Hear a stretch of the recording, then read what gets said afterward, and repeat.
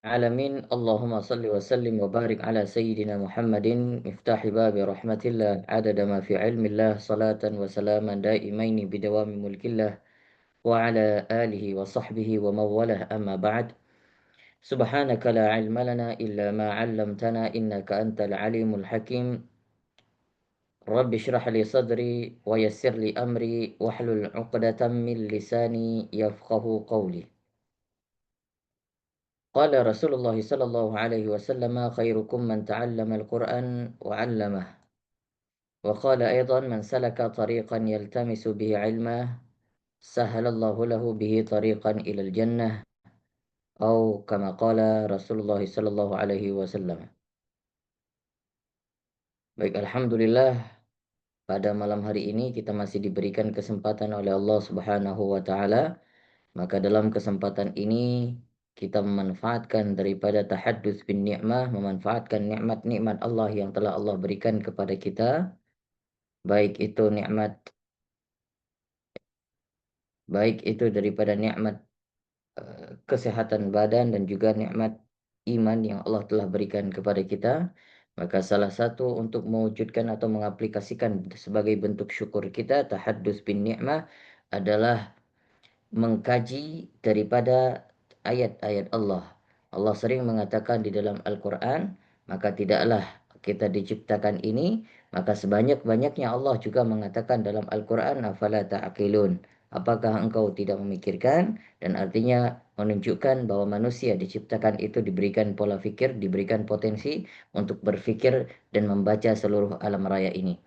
Maka alhamdulillah pada malam hari ini kita melanjutkan kembali kajian rutinitas kita talaki Al-Quran yang pada malam hari ini insyaAllah yang bertalaki akhwat, dan sebelum itu kita akan melanjutkan bab daripada kajian Syama'il Muhammadiyah. Kita sudah sampai bab takhattum, bab cara memakai cincin Rasul sallallahu alaihi wasallam.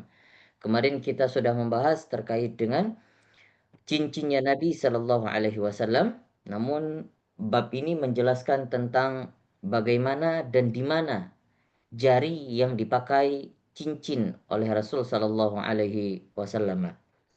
Qala al-musannifu rahimahullahu ta'ala wa nafa'ana bihi wa bi'ulumihi fid daraini amin ila an qala babu takhattumi Rasulillah sallallahu alaihi wasallam.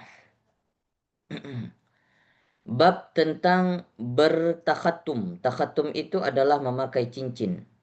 Haddatsana Muhammad bin Sahal bin Askar al-Baghdadi wa Abdullah bin Abdurrahman qala akhbarana Yahya bin Hassan haddatsana Sulaiman bin Bilal an Syarik bin Abdullah bin Abi Namir an Ibrahim bin Abdullah bin Hunain an abihi an Ali radhiyallahu anhu. Berarti hadis ini ujungnya adalah disimpulkan dan diambil dan dilihat oleh Sayyidina Ali radhiyallahu an. Maka Sayyidina Ali mengatakan anna Nabi sallallahu alaihi wasallam kana yalbasu khatamahu fi yaminihi. Bahwasanya Nabi sallallahu alaihi wasallam memakai cincin di tangan kanannya. Sini belum dijelaskan di jari mana. Oke. Yang dijelaskan hanya di tangan yang sebelah kanan. Namun hadis-hadis ini bukan menunjukkan kewajiban memakai cincin di tangan kanan. Ya, bukan sebuah kewajiban. Tapi ini adalah sebuah eh, keharusan dan anjuran dari Rasul Shallallahu Alaihi Wasallam, karena Rasul Shallallahu Alaihi Wasallam menyukai yang kanan, maka Nabi mempraktikkan memakai apapun juga dengan yang kanan. Oke. Kemudian Haddatsana Muhammad bin Yahya haddatsana Ahmad bin Salih haddatsana Abdullah bin Wahab an Sulaiman bin Bilal an Syarik bin Abdullah bin Abi Namir nahwahu. Artinya ini hadis riwayatnya agak sedikit berbeda tapi kesimpulannya dan redaksinya sama. Hadis selanjutnya, haddatsana Ahmad bin Mani haddatsana Yazid bin Harun an Hammad bin Salamah. Qala ra'aitu ibna Abi Rafi' yatakhattamu fi yaminihi. Berkata Salamah ibn Salamah berkata, aku melihat bahwa Abi Rafi ibn Abi Rafi, anaknya Abu Rafi ini memakai cincin di tangan kanannya. Maka fasa'altuhu an dzalika faqala, maka ditanyakan oleh Ibnu Salamah, kemudian dijawab oleh Ibnu Abi Rafi, anaknya Abu Rafi, dijawab berkata bahwa ya, saya memakai cincin di sebelah kanan karena raaitu Abdullah ibn Ja'far yatakhattamu fi yaminihi, karena saya melihat Abdullah bin Ja'far memakai cincin di sebelah kanan, di tangan kanannya. Waqala, dan kemudian waqala Abdullah bin Ja'far, kemudian Abdullah bin Ja'far berkata, karena Rasulullah sallallahu alaihi wasallam yatakhattamu fi yaminihi. Kenapa Abdullah bin Ja'far memakai cincin di tangan kanannya? Karena Abdullah bin Ja'far melihat Rasul sallallahu alaihi wasallam memakai cincin di tangan kanannya. Haddatsana Yahya bin Musa, haddatsana Abdullah bin Numair, haddatsana Ibrahim bin Fadl, an Abdullah bin Muhammad bin Aqil, an Abdullah bin Ja'far, anna Nabi sallallahu alaihi wasallam kana yatakhattamu fi yaminihi. Hadisnya sama. Ini kita baca tabarukan saja karena redaksinya banyak yang sama. Hadatsana Abul Khattab Ziyad bin Yahya, hadatsana Abdullah bin Maimun an Ja'far bin Muhammad an abihi an Jabir bin Abdullah anna Nabi sallallahu alaihi wasallam kana yatakhattamu fi yaminihi. Bahwasanya Nabi sallallahu alaihi wasallam memakai cincin di tangan kanannya.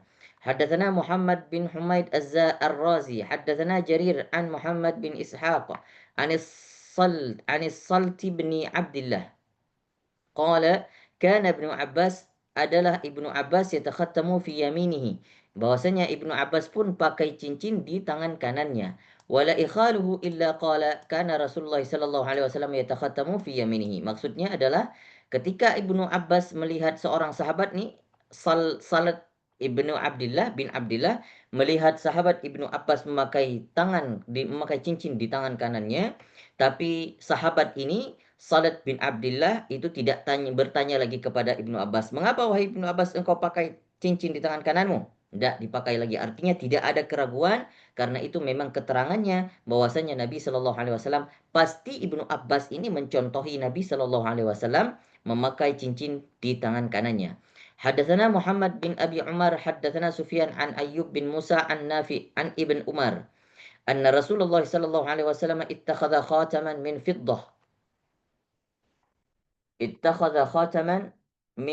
fiddah wa ja'ala fassahu mimma yali kaffahu wa naqasha fihi Muhammad Rasulullah sallallahu alaihi wasallam wa naha an yanqusha ahadun alaihi wa huwa alladhi saqata min mu'aqibin fi bi'ri aris.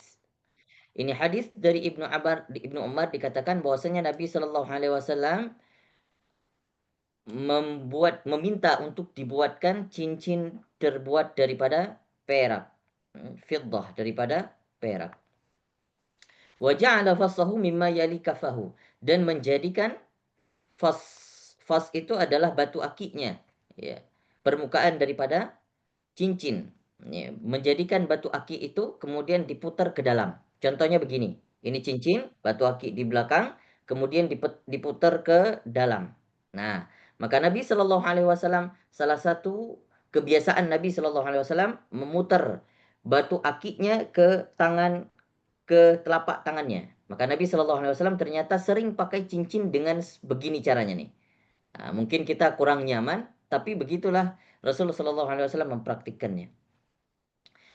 Namun para ulama ini menjelaskan mengapa Nabi Shallallahu Alaihi Wasallam memakai cincin seperti itu, karena cincin yang biasanya dibuat, ya, oleh Nabi Shallallahu Alaihi Wasallam diputar ke dalam, itu adalah cincin yang juga dipakai sebagai stempelnya. Artinya nama Nabi Shallallahu Alaihi Wasallam, stempelnya itu tidak boleh sering terlihat, ya, takutnya ditiru oleh orang-orang banyak. Maka Nabi Shallallahu Alaihi Wasallam itu sering menyembunyikan stempelnya itu diputar cincinnya itu ke bagian telapak tangan mulia baginda Nabi Shallallahu Alaihi Wasallam. Wa naqasya fihi Muhammadun Rasulullah, dan tertulis Muhammad Rasulullah seperti yang kita jelaskan kemarin. Wa naha ayyanqusha ahadun alaihi, dan Nabi Shallallahu Alaihi Wasallam melarang, tidak ada yang boleh meniru, menduplikat daripada cincin Nabi Shallallahu Alaihi Wasallam yang dipakai sebagai stempelnya. Wa huwa alladhi saqata min mu'aqibin fi bi'ri aris, dan itulah cincin yang yang kemudian dititipkan kepada sahabat Mu'aikib dan kemudian terjatuh di Bi'ri Aris, di sumur Aris di dekat Masjid Quba. Haddatsana Qutaibah bin Sa'id, haddatsana Khatim bin Ismail an Ja'far bin Muhammad an abihi. Qala kana Al-Hasan wal Husain yatakhattamani fi yasarihima.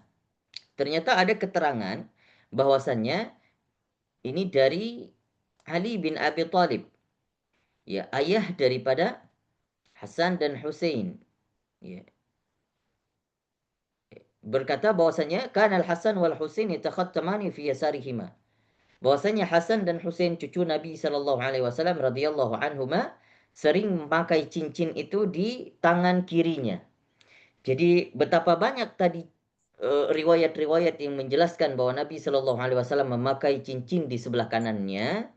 Ternyata ada hadis yang menjelaskan cucu Nabi Hasan dan Husain pakai cincin di sebelah tangan kirinya. Maka ini menunjukkan bahwasanya cincin itu sebenarnya riwayatnya itu tidak saklek. Artinya tidak terlalu pasti dan tidak sampai kepada tahapan wajib untuk pakai cincin sebelah kanan. Hanya anjuran saja. Hanya anjuran saja.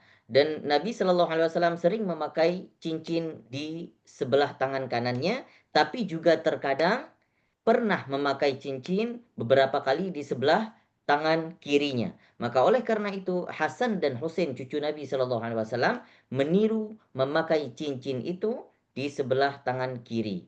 Hadis ini juga tidak termasuk ke dalam hadis sahih. Ya, karena kenapa? Karena hadis ini mauquf. Mauquf itu artinya hadis yang hanya dipraktikkan atau hadis yang berasal daripada sahabat Hasan dan Husain dan dipraktikkan oleh Hasan dan Husain. Artinya sahabat ini ketika meriwayatkan hadis ini karena melihat Hasan dan Husain, tidak sampai kepada Nabi Shallallahu Alaihi Wasallam. Maka ini disebut dengan bagian daripada athar atau disebut dengan hadis mauquf. Hadis mauquf nama lain itu adalah athar. Athar itu adalah perkataan sahabat atau perilaku sahabat, itu namanya athar. Kalau perilaku Nabi atau perkataan Nabi itu disebut dengan hadis. Nah, maka ini harus dibedakan. Haddatsana Abdullah bin Abdurrahman akhbarana Muhammad bin Isa huwa ibn Tabba'. Haddatsana Abbad ibn Awam an Sa'id bin Abi Urwah an Qatadah an Anas bin Malik. Dari Anas bin Malik berkata, anna Nabi sallallahu alaihi wasallam takhattama fi yaminihi. Sama hadisnya bahwa Nabi sallallahu alaihi wasallam memakai cincin di tangan kanannya. Ini hanya perbedaan riwayat saja. Qala Abu Isa hadza hadis gharib. La na'rifuhu min hadis Sa'id bin Abi Urwah an Qatadah an Anas an Nabi sallallahu alaihi wasallam nahwa hadza illa min hadzal wajh. Maksudnya adalah hadis ini diterangkan oleh Imam Turmudi, ini hadis gharib. Hadis gharib itu adalah hadis yang tidak diriwayatkan oleh ulama yang lain atau oleh perawi yang lain. Jadi hanya satu-satunya saja riwayat yang dari jalur sanad cuma satu doang. Tidak disampaikan, bukan daripada lewat jalur-jalur yang lain. Nah, maka tidak kemungkinan hadis gharib itu juga bisa jadi hadis yang sahih, tapi juga bisa jadi hadis yang tidak sahih. Warawa ba'du ashabi Qatadah an Anas an Nabi sallallahu alaihi wasallam annahu takhattama fi yasarihi wa huwa haditsun la yasihu aidan. Ternyata hadis yang menunjukkan bahwasanya Nabi sallallahu alaihi wasallam memakai cincin di tangan kiri dan juga hadis yang menunjukkan Sayyidina Hasan dan Sayyidina Husain tadi memakai cincin di tangan kiri. Pertama, hadis Hasan dan Husain itu termasuk hadis mauquf, tidak sampai kepada Nabi sallallahu alaihi wasallam. Kedua, dijelaskan bahwasanya bahwa hadis yang menjelaskan Nabi Shallallahu Alaihi Wasallam memakai cincin di tangan kiri tidak sampai kepada tingkatan sahih, tidak sampai kepada tingkatan sahih. Artinya banyak riwayat hadis yang menjelaskan Nabi Shallallahu Alaihi Wasallam memakai cincin di tangan kanannya. Haddatsana Muhammad bin Ubaid bin Abdullah bin haddatsana Muhammad bin Ubaidillah al-Muharibi. Haddatsana Abdul Aziz bin Abi Hazim an Musa bin Uqbah an Nafi' an Ibn Umar. Qala ittakhadha Rasulullah sallallahu alaihi wasallam khataman min dhahaba. Bahwasanya Nabi sallallahu alaihi wasallam pernah membuat atau memakai cincin daripada emas, Fakana yalbasuhu fi yaminihi, dan Nabi sallallahu alaihi wasallam pakai di tangan kanannya. Fattakhadhan nasu khawatima min dhahabin fatarahahu sallallahu alaihi wasallam. Maka saat itu ketika orang-orang melihat Nabi sallallahu alaihi wasallam memakai cincinnya yang terbuat daripada emas, bahwa orang-orang juga ikut-ikutan pakai cincin terbuat dari emas.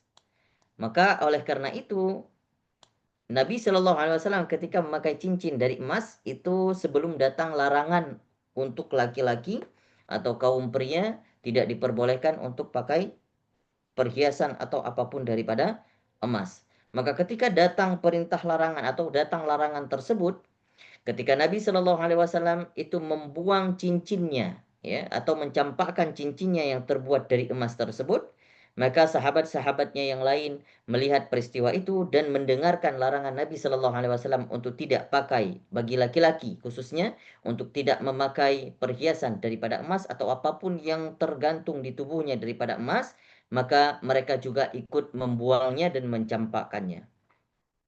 Wa qala la albasuhu abadan fatarahan nasu khawatimahum. Nabi sallallahu alaihi wasallam mengatakan, aku tidak akan pakai cincin yang terbuat daripada emas ini selama-lamanya, selama-lamanya. Maka oleh sejak itu Nabi sallallahu alaihi wasallam tidak pernah memakai lagi perhiasan atau apapun daripada emas. Maka sahabat-sahabat yang lain juga mengikuti. Itu adalah hadis yang menjelaskan tentang Nabi Shallallahu Alaihi Wasallam memakai cincin. Tapi tidak dijelaskan di dalam kitab Syama'il ini di jari mana Nabi Shallallahu Alaihi Wasallam memakai cincin. Tapi kita melihat di dalam hadis-hadis yang termasuk di dalam hadis riwayat Muslim itu ada menjelaskan Nabi Shallallahu Alaihi Wasallam itu sering memakai cincin di tangan kelingkingnya, ya, tangan kelingking mulia baginda Nabi Shallallahu Alaihi Wasallam. Kemudian di dalam hadis yang lain juga dijelaskan bahwasanya Nabi Shallallahu Alaihi Wasallam melarang untuk memakai cincin di jari tengah, kemudian jari telunjuk. Ya. Kemudian kesimpulannya adalah ketika Nabi melarang jari tengah dan jari telunjuk dan tidak dianjurkan untuk memakai cincin di di ibu jari, maka kesimpulannya adalah sunnahnya pakai cincin, kata para ulama, kata Imam Al-Baijuri yang mensyarahkan kitab Syama'il, salah satunya adalah sunnahnya memakai cincin adalah di tangan, kelingking, dan jari manis. Dan itu juga akan menjadi ibadah sunnah apabila memakai cincin tersebut dengan niat ittiba atau mengikuti Nabi Shallallahu Alaihi Wasallam. Ya, kalau misalnya tidak niat untuk mengikuti sunnah, berarti tidak jadi pahala. Maka niat itu sangat penting. Niat itu sangat penting. Baik, saya rasa kita baca satu bab lagi dan hadis ini tidak terlalu panjang yang membahas tentang pedang Nabi Shallallahu Alaihi Wasallam. Ya. Babu ma jaa fi sifati sayfi Rasulillah sallallahu alaihi wasallam. Bab yang menjelaskan tentang bagaimana karakteristik daripada pedang Nabi sallallahu alaihi wasallam. Nah, kita sudah masuk ke dalam alat-alat perangnya Nabi. Subhanallah. Jadi kalau para ulama terdahulu termasuk termasuk Abu Ismail Imam Turmudi ketika mengumpulkan hadis-hadis dan merangkum tatanan bab per bab daripada kitab ini itu tidak sembarangan. Pasti ada alasannya dan alasan yang sangat konkret Imam Turmudi meletakkan bab tentang saif, tentang pedang Nabi Shallallahu Alaihi Wasallam setelah cincin Nabi Shallallahu Alaihi Wasallam itu ada alasan tertentu. Ya, jadi urutan-urutan bab per bab ini juga ada alasan-alasan tertentu. Nah, salah satu alasannya adalah karena cincin Nabi Shallallahu Alaihi Wasallam itu dipakai untuk stempel surat. Artinya di dalam konteks untuk berdakwah kepada eh, siapapun yang belum masuk ke dalam ajaran Islam, mengajak orang-orang untuk bertauhid kepada Allah. Maka Nabi Shallallahu Alaihi Wasallam memakai dengan cara yang lemah lembut, dan memakai juga dengan cara kalau lemah lembut tidak berhasil dan mereka menyerang kaum muslimin, maka harus angkat pedang. Artinya, Nabi Shallallahu Alaihi Wasallam juga punya sopan santun yang luar biasa ketika memberikan dan berdakwah kepada orang-orang non-muslim atau raja-raja atau kaisar-kaisar yang berada di wilayah yang lain. Maka sebagai bentuk ekspansi Nabi jihad Nabi Shallallahu Alaihi Wasallam ketika pertama di stempel dengan cincin Nabi Shallallahu Alaihi Wasallam yang berisi ajakan kepada ketauhidan, maka ketika mereka tidak mau dan mereka ingin menyerang kaum muslimin, maka kaum muslimin siap mengangkat pedang. Maka pedang Nabi Shallallahu Alaihi Wasallam itu bukti adalah Nabi Shallallahu Alaihi Wasallam juga berperang dan juga mengajak kepada ketauhidan dengan saif, dengan perperangan atau dengan pedang. Maka dua alat ini adalah fungsinya tidak terlepas daripada ajakan kepada ketauhidan, ajakan kepada untuk menyembah Allah Subhanahu wa taala. Ini hanya alat-alatnya saja. Salah satunya stempel dan kedua adalah pedang Nabi sallallahu alaihi wasallam. Maka pedang Nabi sallallahu alaihi wasallam itu bukan satu, ya, bukan satu. Nah, kita lihat berapa banyak pedang Nabi sallallahu alaihi wasallam. Oke, banyak sekali ya. Nah, ini semua pedang-pedang Nabi. Subhanallah. Ada yang namanya Al-Ma'thur, ada yang namanya Al-Battar, ada yang namanya Ar-Rasub, ada yang namanya Al-Adb, ada yang namanya Al-Hatf, ada yang namanya Al-Qadib, ada Al-Faqar, ada Zulfaqar ini ya, ada Al-Miqdam dan ada Al-Qala'. Kalau tidak salah saya itu ada 11 kalau nggak salah. Ini cuman terkumpul 9. Nah, maka ada salah satu pedang ini Zulfaqar. Kok Zulfaqar? Padahal Zulfaqar itu yang seperti ini. Ini Zulfaqar. Nah, ini Zulfaqar ya. Nah, ini yang ada cabangnya dua begini ujungnya itu namanya Zulfaqar. Ini di dalam riwayat dikatakan pedang ini langsung diberikan oleh malaikat Jibril kepada Nabi Shallallahu Alaihi Wasallam. Karena Zulfaqar ini juga pernah dipakai oleh Nabiullah Musa alaihissalam ketika membelah lautan. Maka disimpan oleh malaikat Jibril sampai kepada tangan Nabi Shallallahu Alaihi Wasallam dan akhirnya Zulfaqar ini dititipkan, diamanahkan kepada Sayyidina Ali, sahabat sepupunya sekaligus menantu Nabi Shallallahu Alaihi Wasallam. Kemudian yang sekarang ada di Topkapi yang masih tersimpan di Topkapi Istanbul itu ada yang namanya Al-Hataf. Ini pedang Al-Hataf. Mana tadi? Nah, ini pedang Al-Hataf. Begini. Ini ada di Museum Turki. Ya, ada di Museum Turki. Ya, kalau ke Topkapi Istanbul, insya Allah maka akan terlihat daripada warisan-warisan baginda Nabi Shallallahu Alaihi Wasallam. Itulah pedang-pedang Nabi Shallallahu Alaihi Wasallam dan akan dijelaskan begitu beberapa sifat-sifat daripada pedang Nabi Shallallahu Alaihi Wasallam. Maka yang perlu kita ketahui dan kita ambil hikmah daripada mengapa Nabi Shallallahu Alaihi Wasallam itu memakai pedang dan banyak Nabi Shallallahu Alaihi Wasallam punya pedang. Pedang itu adalah bentuk ikhtiar terbaik dari Nabi Shallallahu Alaihi Wasallam. Ya, kita tahu Nabi Shallallahu Alaihi Wasallam orang yang paling dekat dengan Allah. Tidak ada yang bisa melebihi Nabi. Ya. Bersama Nabi ada Allah langsung yang menjaga Nabi. Tapi Nabi di balik daripada tawakal yang paling baik yang ditunjukkan oleh Nabi Shallallahu Alaihi Wasallam dan tidak ada tawakal yang melebihi tawakalnya Nabi. Tapi juga kita melihat bagaimana ikhtiar Nabi untuk memperjuangkan kalimat tauhid dan beliau punya alat-alat perang yang canggih-canggih ya, yang sangat canggih. Bahkan dikatakan di riwayat yang nanti itu tuh ada salah satu pedang Nabi yang terbuat daripada yang buatan daripada kabilah kabilah yang ahli membuat pedang. Ya, namanya ada nanti kabilah Hinfiyah atau kabilah Hanafiyah. Nah, maka artinya menunjukkan bahwasanya Nabi Shallallahu Alaihi Wasallam berperang itu dengan ikhtiarnya Nabi tunjukkan dengan ikhtiar terbaik. Ya, artinya bukan sembarangan. Yo, kalau kita mungkin bisa mengatakan, ya Nabi kan sudah dijaga sama Allah, sudah maksum.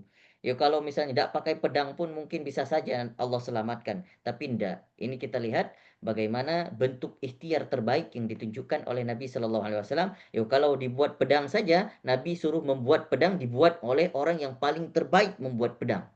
Begitu ikhtiar terbaik daripada Nabi Shallallahu Alaihi Wasallam.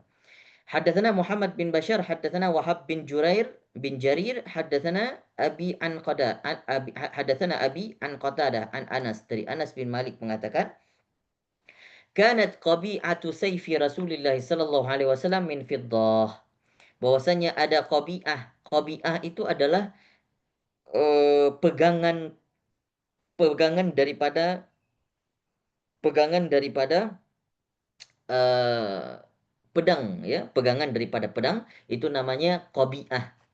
Ya. Gagangnya itu namanya qabi'ah. Maka ada gagang daripada pedang Nabi Shallallahu Alaihi Wasallam itu terbuat daripada perak, terbuat daripada perak. Haddatsana Muhammad bin Bashar haddatsana Muadz bin Hisham haddatsani Abi an Qatadah an Sa'id bin Abil Hasan qala kanat qabi'atu sayfi Rasulullah sallallahu alaihi wasallam min fiddah. Sama. Riwayatnya sama dan hadisnya maknanya pun sama. حدثنا أبو جعفر محمد بن صدران حدثنا طالب بن حجير عن هود وهو بن عبد الله بن سعد عن جده قال دخل رسول الله صلى الله عليه وسلم مكة يوم الفتح وعلى سيفه ذهب وفضة. Maka dijelaskan bahwasanya Nabi Shallallahu Alaihi Wasallam ketika masuk ke kota Mekah pada hari pembebasan kota Mekah yang disebut dengan Fathu Mekah yang terjadi pada 8 Hijriah, tahun 8 Hijriah. Maka saat itu Nabi Shallallahu Alaihi Wasallam membawa pedang. Ternyata dilihat oleh para sahabat, sebagiannya mengatakan ternyata pedang itu ada yang maksudnya ada campuran daripada, ada sisi-sisi terbuat daripada emas dan ada sisi-sisi terbuat daripada perak. Jadi di Qobi'ah, di tempat pegangan itu ada sisi yang terbuat daripada perak dan ada sisi yang terbuat daripada emas. Qala Talib, berkata Talib, ini seorang yang bertanya, fasa'altuhu anil fiddah, maka ditanyakan, aku bertanya tentang fiddah, ya, tentang perak, ya. Faqala kanat qabi'atus sayfi fiddah. Bahwasanya dikatakan qabi'ah itu adalah tentang qabi'ah pedangnya Nabi, pegangan pedang Nabi itu adalah terbuat daripada fiddah. Maksudnya apa? Ada keraguan-raguan perawi hadis di dalam menjelaskan hadis ini. Ada yang mengatakan maksudnya ketika disampaikan informasi tentang gagang yang terbuat daripada emas, itu seakan-akan perawi hadis ini kelepasan mengatakan bahwasanya itu di gagang pedang Nabi terbuat daripada emas dan perak. Nah, terus yang lain mendengar, yang seseorang mendengar, ah, kok ada yang terbuat daripada emas? Sepertinya nggak mungkin. Akhirnya diklarifikasi, ya ditanyakan kembali, memang ada ya pedang Nabi terbuat daripada emas atau sebagian sisinya terbuat daripada emas. Ini katanya Thalib fasa'altuhu an fiddah. Maka dikatakan, dijelaskan kembali, diklarifikasi, enggak, itu maksudnya semuanya daripada fiddah, semuanya daripada perak. Artinya hadis ini semua termasuk daripada yang menjelaskan sebenarnya itu gagang pedang Nabi itu terbuat daripada perak. Jadi hanya kelepasan bicara saja atau kelepasan informasi daripada perawi hadis yang memasukkan kalimat emas di dalam riwayat hadis ini. Nah, jadi kalau kita lihat sebenarnya nggak mungkin Imam Turmuzi meletakkan ada riwayat-riwayat yang menjelaskan bahwa Nabi Shallallahu Alaihi Wasallam itu memakai pedang yang terbuat dari emas. Ini Imam Turmuzi juga termasuk orang yang faqih, bukan hanya ahli hadis, beliau juga termasuk yang faqih. Jadi hampir semua para ulama fuqaha itu mengatakan bahwasanya laki-laki itu, ya, tidak diperbolehkan untuk memakai perhiasan atau apapun yang terbuat daripada emas. Nah, kalau disimpan boleh, ya, tapi kalau untuk dipakai tidak boleh. Maka hampir semua ulama fuqaha, hampir semua mazhab mensepakati itu, kecuali ada keperluan-keperluan dan kebutuhan tertentu. Hadatsana Muhammad bin Syuja' al-Baghdadi. Ya. Hadatsana Abu Ubaidah al-Haddad an Utsman bin Sa'id an Ibn Sirin qala sughtu sayfi ala sayfi Samurah bin Jundub. وزعم سمرة أنه صيغ سيفه على سيف رسول الله صلى الله عليه وسلم وكان حنفيا. Ini hadis yang seperti tadi kita jelaskan bahwasanya dari Ibnu Sirin dikatakan bahwasanya Nabi Shallallahu Alaihi Wasallam sughtu saifi ala saifi Samurah bin Jundub. Kata Ibnu Sirin, aku pengen diukir pedangku itu seperti pedangnya Samurah bin Jundub. Kenapa? Karena Samurah bin Jundub beralasan bahwasanya pedangnya itu seperti duplikat atau seperti pedang baginda Nabi Shallallahu Alaihi Wasallam yang terbuat atau yang dibuat oleh suku Hanafiyan, oleh suku Hanafi. Ya, maka pedang Nabi Shallallahu Alaihi Wasallam itu dibuat salah satunya dari suku Hanafi. Ini suku Hanafi itu kalau dijelaskan oleh para ulama pada zaman Nabi Shallallahu Alaihi Wasallam itu adalah suku yang paling terbaik dalam mengukir pedang. Nah, itu suku Hanafi. Kalau bangsa dulu mungkin bisa dikatakan seperti bangsa-bangsa Viking, ya, yang paling ahli di dalam alat-alat peperangan.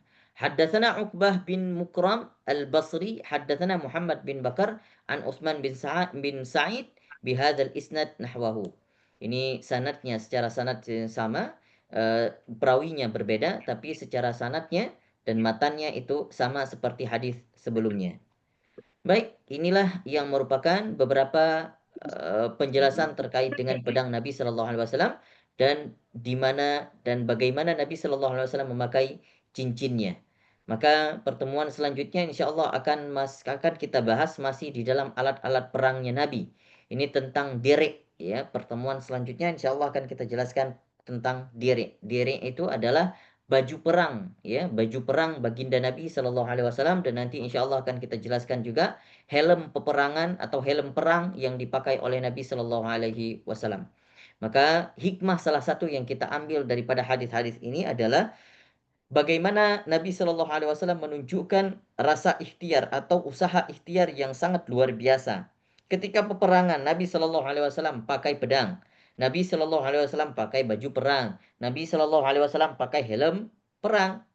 Loh, kita sekarang dengan sombong-sombongnya mengatakan pakai apa, ngendarain mobil, naik mobil, kemudian tidak pakai sabuk pengaman, kita hanya bisa mengatakan insya Allah Allah yang menjaga saya. Tidak seperti itu. Ini menjadi sebuah bukti dan sebuah usaha ikhtiar terbaik yang dicontohkan Nabi. Maka dalam usaha apapun yang kita jalankan harus menunjukkan yang terbaik.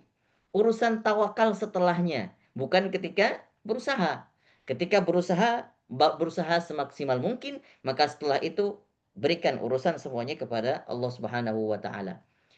Ini bagaimana kita lihat nanti di baju peperangan yang dipakai Nabi juga bukan hanya satu lapisan yang dipakai Nabi baju peperangan, tapi sampai dua lapisan baju peperangan yang dipakai Nabi. Itu subhanallah. Artinya menunjukkan bagaimana usaha Nabi luar biasa gitu.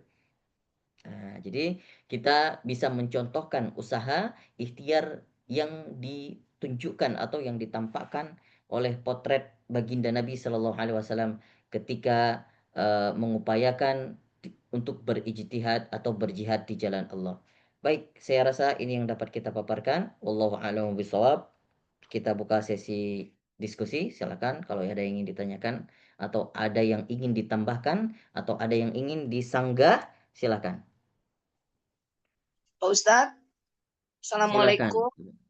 Waalaikumsalam warahmatullahi wabarakatuh. Pak Ustadz cuman bingung aja kenapa emas dibuangin, Pak Ustadz. Sementara pegangan pedang kan pakai emas juga, kok nggak dilebur. Nggak tahu ya. Oke, baik. Sudah? Itu saja Ibu Meli? Iya, bingung aja. Oke, baik. Ya, ini hadis yang menunjukkan yang mengatakan tentang pegangan pedang Nabi Shallallahu Alaihi Wasallam tadi. Saya katakan bahwasanya ada yang meletakkan kalimat kalimat emas di situ menunjukkan ada kelupaan dan kelepasan perawi hadis, ya. Ketika menjelaskan bahwasanya pegangan